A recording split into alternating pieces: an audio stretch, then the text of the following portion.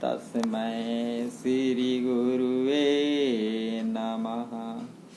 बंदं गुरुपदकंज कृपा सिंधु नररूप हरि महामोहतं पुंजजाशु वचन रविकर्णिकर। बोले श्री सद्गुरुदेव की जय।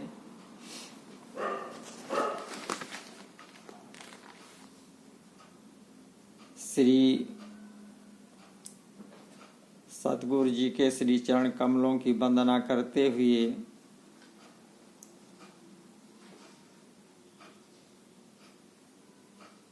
ये वीडियो तैयार कर रहे हैं, क्योंकि इस समय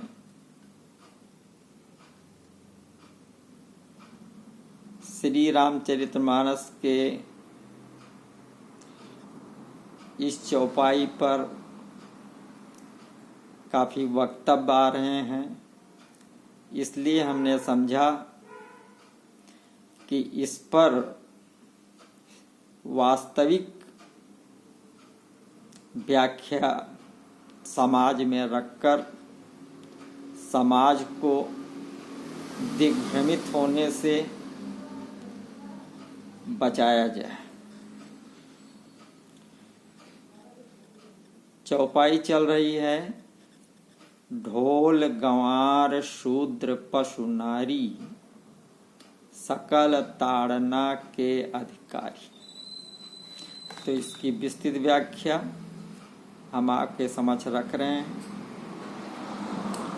सर्वप्रथम श्री रामचरितमानस क्या है, इस पर प्रकाश डालेंगे और इनके मुख्य पात्र श्री रामचंद्र जी क्या हैं तथा इस ग्रंथ के रचयिता संत गोस्वामी तुलसीदास जी पर भी व्याख्या के बीच में ही विशेषता व महानता, साथ ही साथ जो आजकल अनर्गल टिप्पणी करने वालों के चरित्र व योग्यता पर भी टिप्पणी करते चलेंगे। आप लोग बहुत ही ध्यान से सुने और मेरे इस चैनल को सबसे पहले आप क्या करें, सब्सक्राइब कर लें, बेल आइकन का बटन दबा दें और लाइक करने के साथ साथ इसे अधिक से अधिक लोगों में शेयर करें ताकि लोगों का भ्रम दूर हो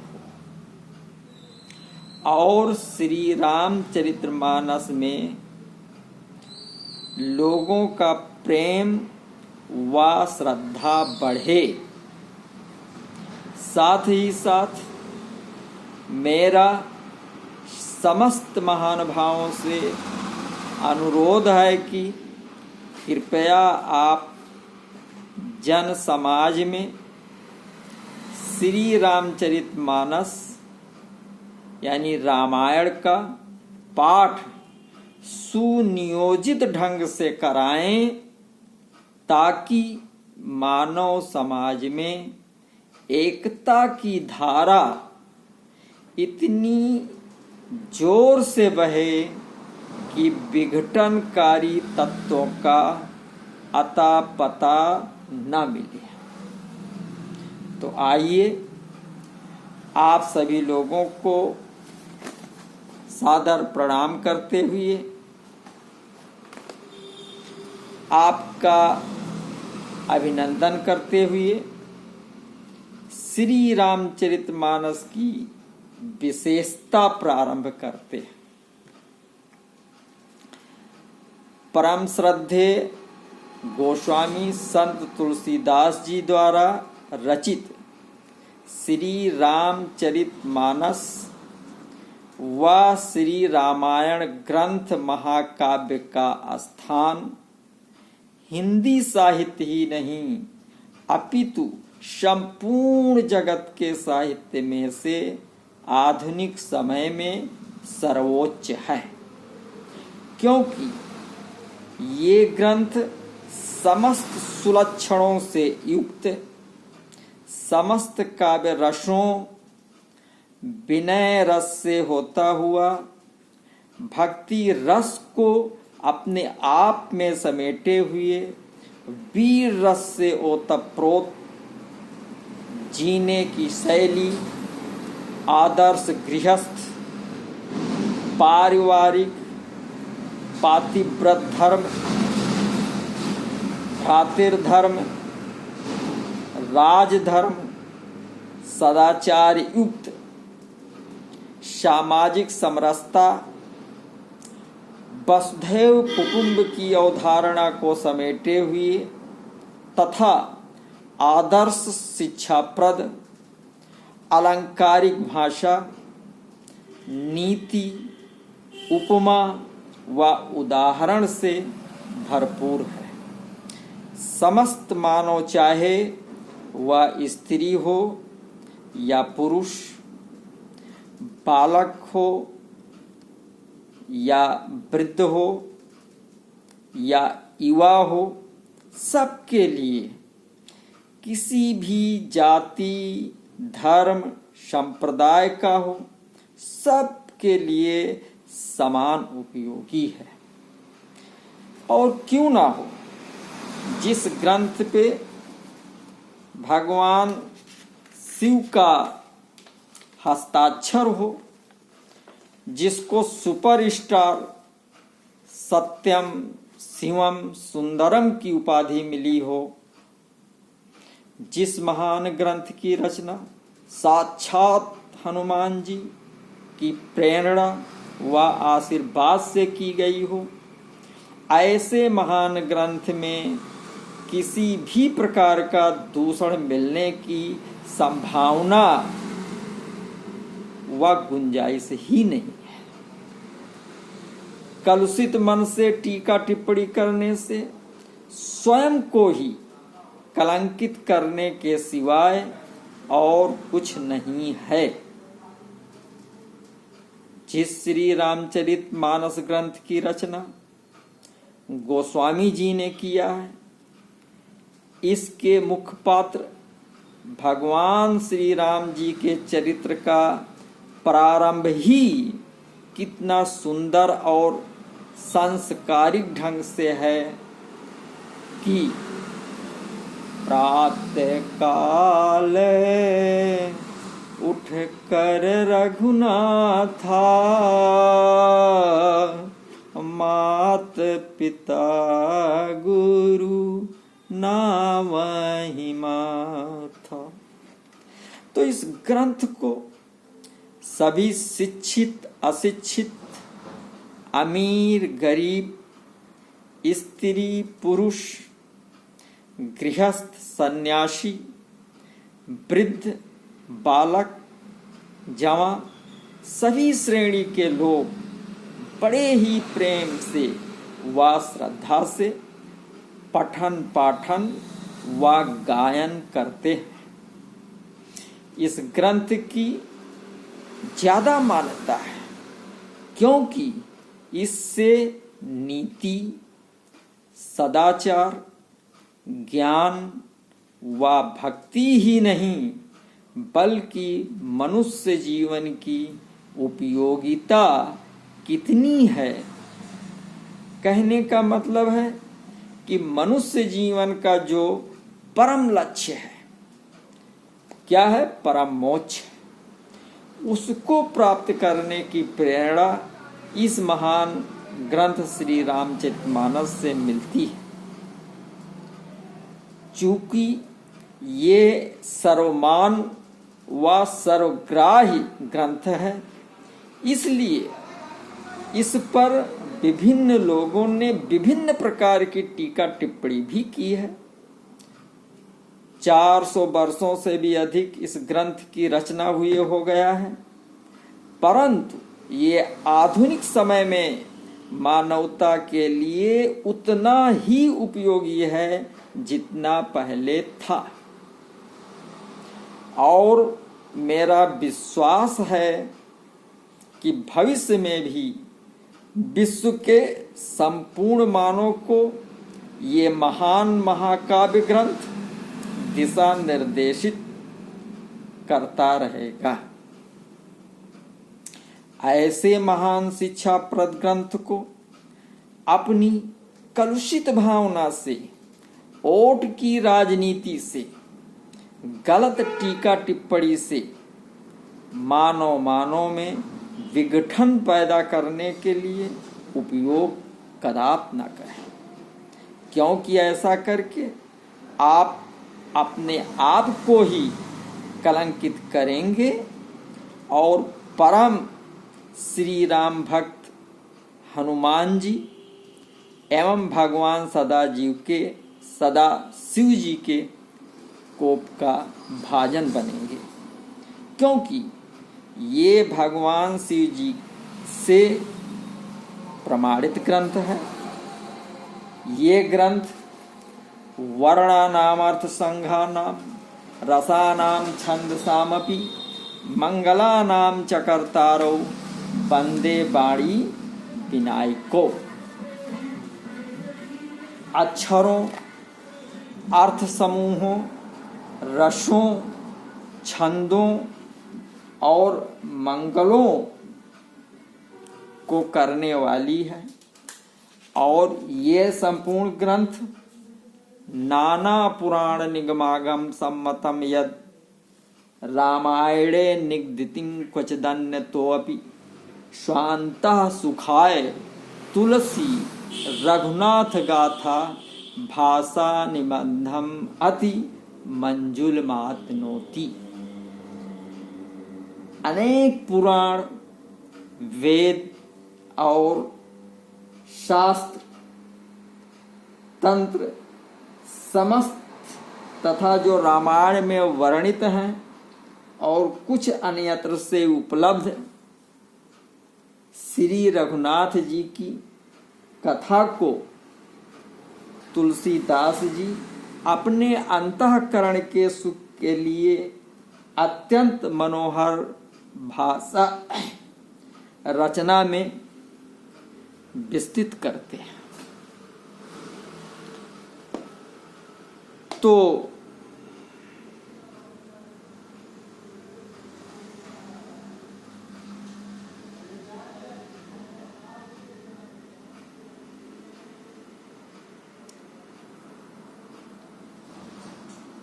ऐसा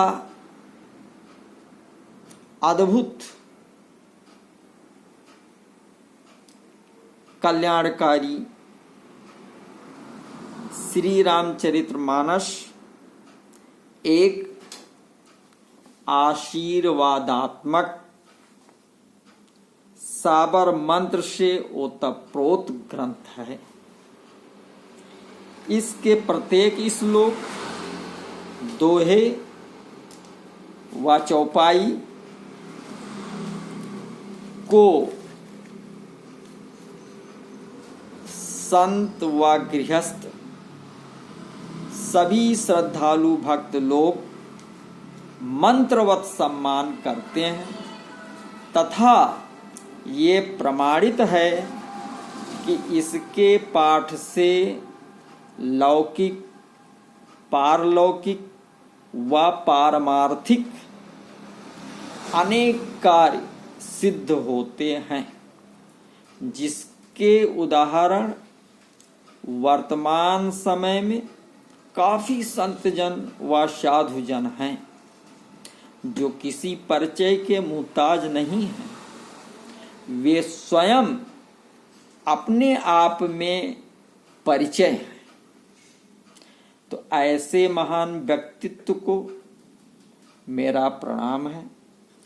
और केवल यही गुण इस ग्रंथ में नहीं है, बल्कि इस ग्रंथ में श्री रामचरितमानस का पाठ करने से, मनन करने से, आचरण में ढालने से मोक्ष रूप परम पुरुषार्थ की प्राप्ति भी आसानी से की जा सकती है।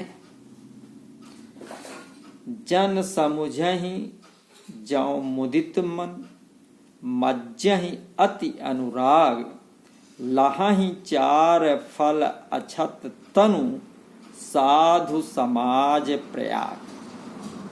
तो इस महान ग्रंथ का जितना अधिक पठन पाठन व मनन अनुशीलन होगा, उतना ही भारत ही नहीं बल्कि संपूर्ण जगत का मंगल होगा। इसमें लेस मात्र भी संदेह नहीं।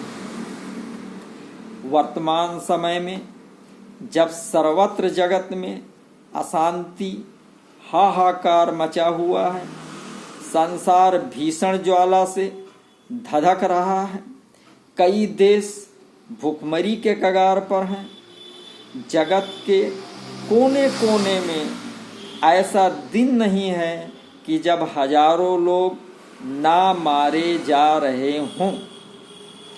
अरबों खरबों की संपत्ति दूसरे के विनाश के लिए लगाए जा रहे हैं। विभिन्न संहारक आयुधों का खोज व निर्माण हो रहा हो। खरबपति लोग जिस देश की शासन व्यवस्था अच्छी चल रही हो, उसे गिराने के लिए षड्यंत्र करने में अपनी संपत्ति का उपयोग कर रहे हों और उनके इसी जाल में फंसकर थोड़े से पैसों के लिए हमारे भारत के कुछ उंगलियों पर गिने जाने वाले राजनेता इक्का दुक्का विद्वेष फैलाकर राष्ट्रद्रोह के कार्य में लगे हों, तो ऐसे समय में श्री रामचरित मानस की शिक्षा का जगत कल्याण हेतु व कलंकित राजनेताओं की बुद्धि शुद्धि हेतु इस महान ग्रंथ का अनुशीलन परम आवश्यक है।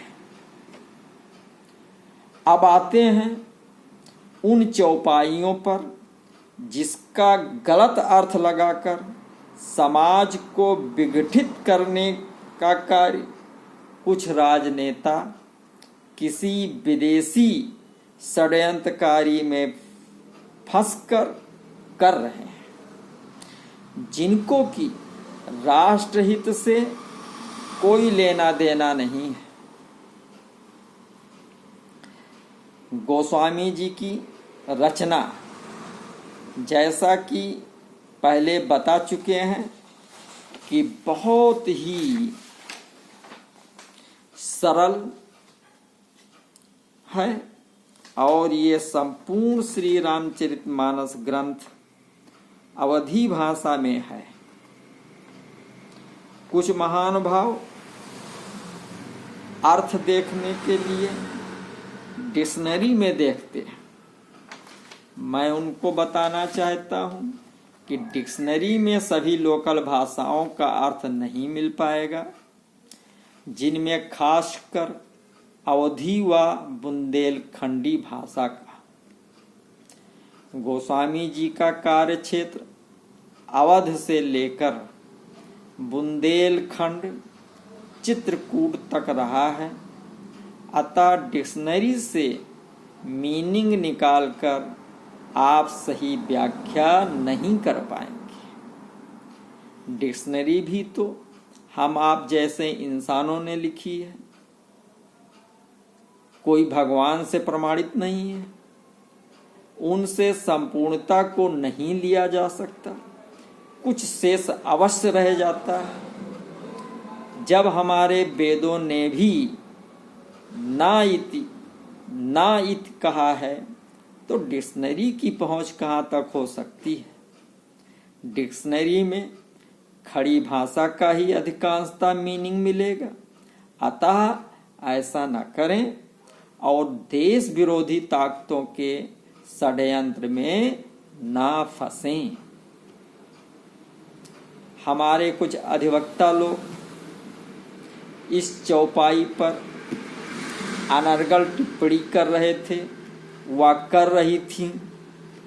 उन लोगों से भी मेरा नम्र निवेदन है कि आप समझदारी से काम लें और अपने गिरेबान में झांक कर देखें कि आप में कितनी साहित्यिक योग्यता है।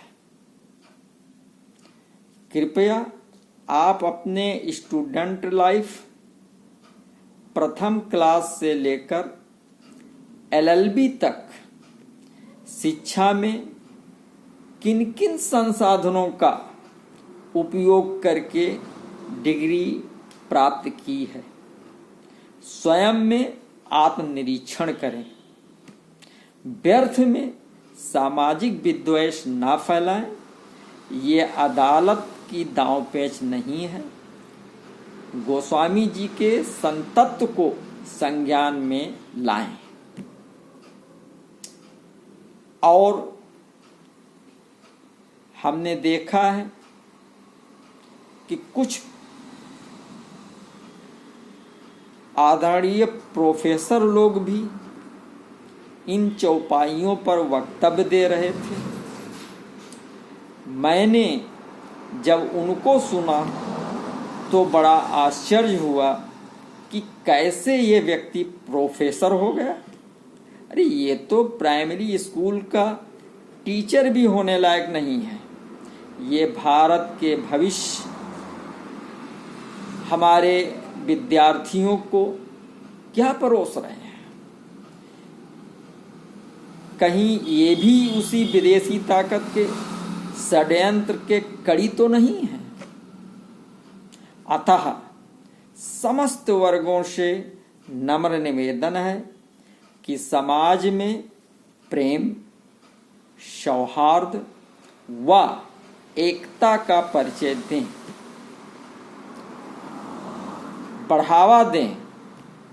इसी में हम सभी व राष्ट्र का कल्याण निहित है। किसी भी कविता का सही अर्थ व व्याख्या करने के लिए पहले प्रसंग, फिर कठिन शब्दों का अर्थ, फिर प्रयुक्त अलंकार, फिर व्याख्या और फिर भावार्थ आदि दिया जाता है, तभी पूर्ण अर्थ परिभाषित हो पाता है। तो आइए